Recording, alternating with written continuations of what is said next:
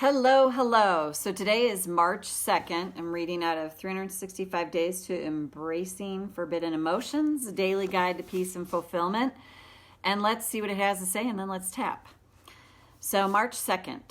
Self-compassion is simply giving the same kindness to ourselves that we would give to others.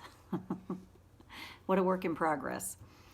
When I judge myself, I'm lacking compassion for myself.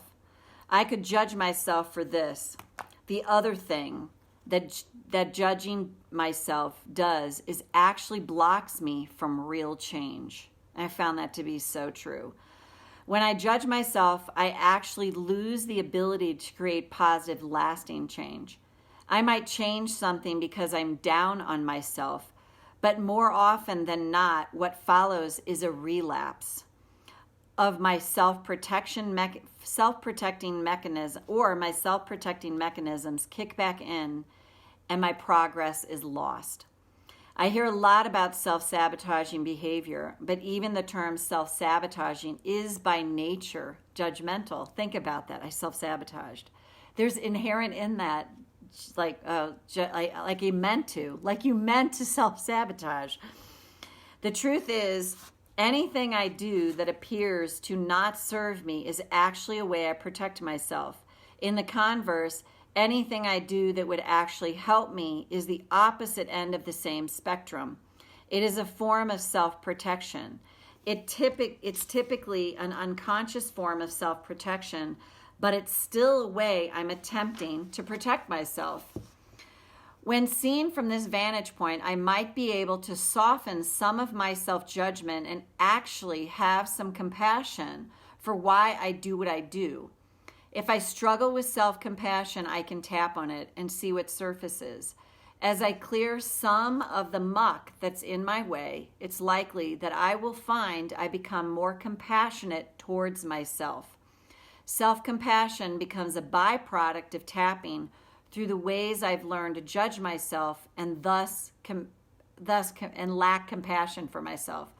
Thought for the day.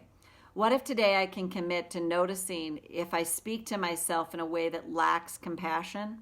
If I catch myself doing this, what if I can practice saying something compassionate even if I don't believe it yet? It's still a way to practice. And that is so freaking true. Oh my God. I'm so convinced of this now, just with my own muck. It's the management of the state up here. And that's not always the pretty journey. It's not happy thoughts, butterfly farts, fairy farts. It's holy crap. Like, I'm feeling down and out today.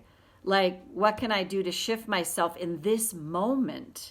In this moment, when I catch myself judging myself, what can I do? So let's tap. Okay. Hey, Michelle. That's what I can tell is here. Karate chop. Even though I can be really hard on myself, really judge myself, I self-sabotaged.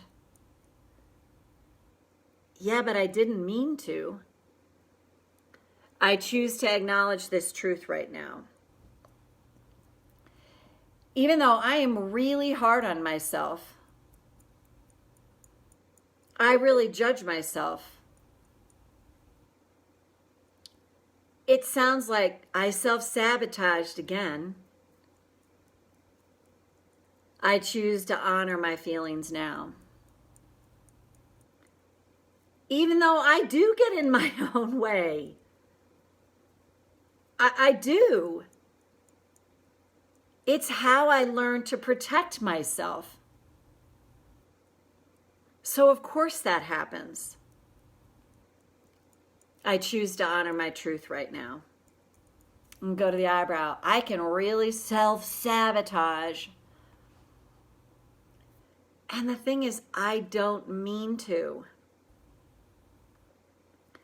That child in me kicks in, takes over, and things happen. And what if the key to successful transformation is one moment at a time, one step at a time. When I catch myself really judging myself, to practice compassion. Practice it. Not get it right. Not do it perfectly. Just start to practice self-compassion. Even if I don't believe it yet. And what if by doing that, my unconscious becomes more conscious,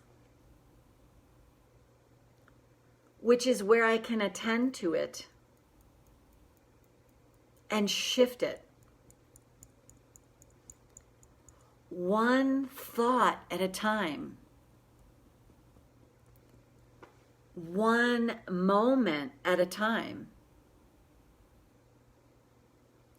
And what if, over time, this simple, but not always easy practice makes all the difference in my world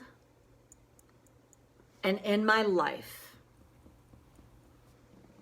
I kind of like that idea. So take a breath. So I always say it this way. I do this. This is the work that I do. And I have my own struggles, challenges, flaws, foibles through this. I'm navigating my way through this minefield myself. And I think that's why I really do my best to always say, share what's going on with me. Oh, you're so welcome, Michelle, for sure.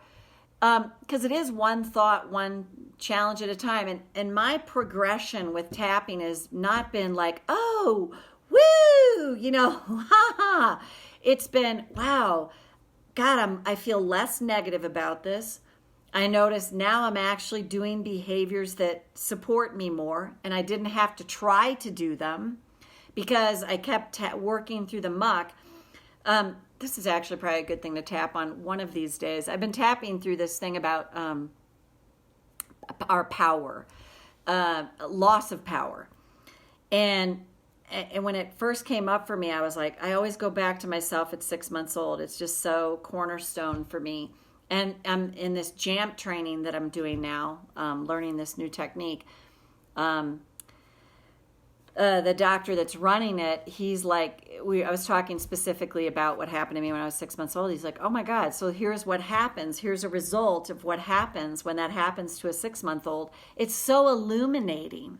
It's so illuminating. You start to go, wow, that makes sense that I've had these behaviors. And I'm not going to beat up a 6-month-old. I'm not going to. And I thought, wow, to catch those things and to practice self-compassion. And I mean, it is a practice. It's not like some days you're better at it than others. Like some days you're more confident than others. Some days you feel better than others. Some days it's shit on a shingle. Some days it's like, oh, everything's okay. So just to remember, it's a journey. It's a practice to learn to love and accept ourselves, especially when we weren't taught that. So, Michelle, I see there's a bunch of people here, but you're the only one who I can actually tell is here.